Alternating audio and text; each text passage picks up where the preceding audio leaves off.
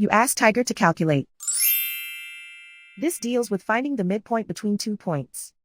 The midpoint between the 2 points is 37.5, -4. Let's solve it step by step. Plot the 2 points and calculate the midpoint using the formula. The coordinates of point 1 are, x1 equals 85, y1 equals -28. The coordinates of point 2 are, x2 equals -10, y2 equals 20. PM represents the midpoint of the 2 points.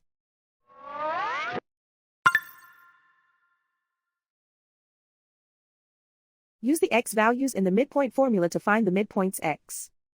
x1 equals 85. x2 equals -10. Simplify the arithmetic.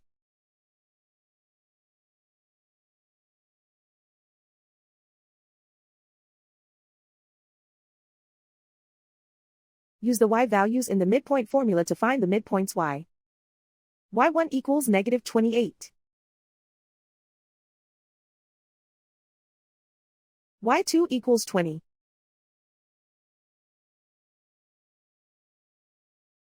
Simplify the arithmetic.